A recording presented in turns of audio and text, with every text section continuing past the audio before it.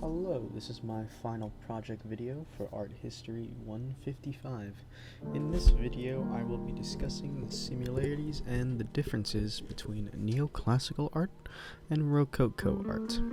To be able to make these comparisons, I will be using Cupid a Captive by Francois Boucher and The Education of Achilles by Barry James, as they are both able to represent the two art movements and show how art was approached during their respective time periods.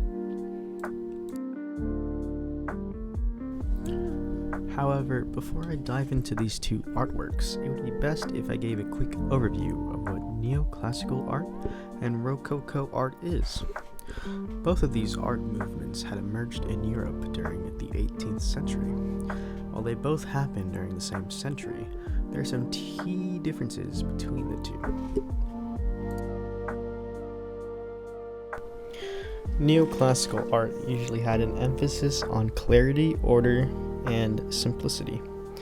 This style of art had been derived from ancient Greece and Rome.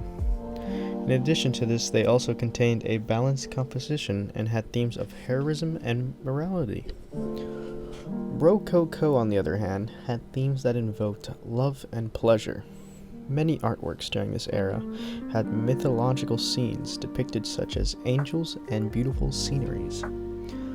During this movement, very rich aristocrats had money to spend during their leisure time, and this art movement depicted that lifestyle very well.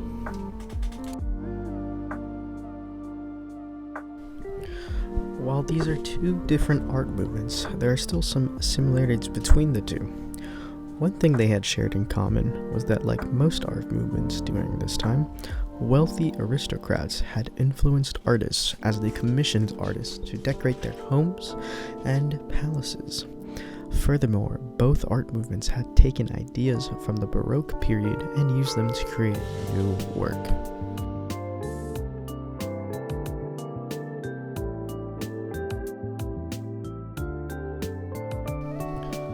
Now, the reason why I chose Cupid a Captive to represent the Rococo era is because it is a perfect example to display the kind of art that was created during this movement.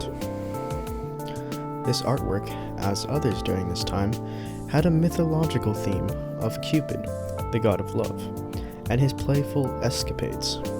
The painting features a soft pastel color scheme. It also gives off a sense of light-hearted feeling, almost peaceful. The composition of the painting is asymmetrical, and the figures in the painting intertwine with each other in a flirtatious manner.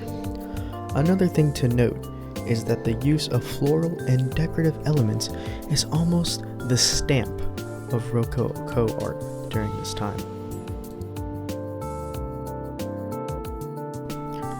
After looking at Cupid a Captive and comparing it to The Education of Achilles, we can see some key differences between the two artworks.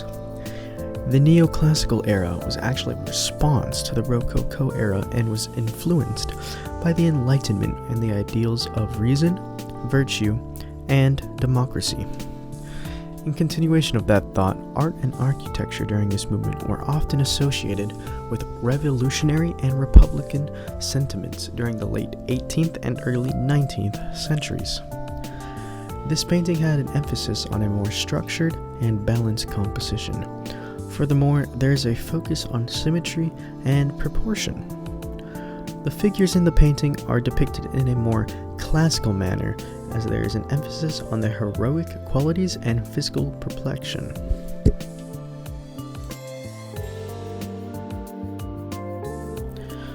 In summary, while both Neoclassical and Rococo art were influenced by classical aesthetics, they had a significant difference between each other. This was not only in terms of style, theme, and cultural context. Rococo had also focused on the present and love, while Neoclassical art promoted morals and heroic virtues along with classic ideals.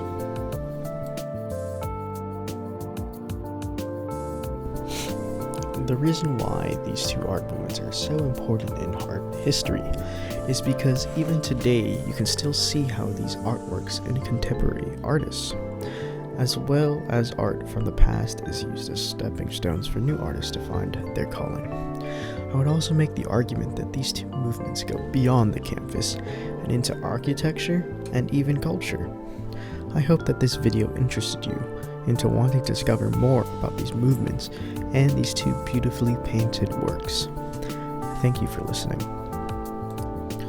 Also, my resources will be in the description.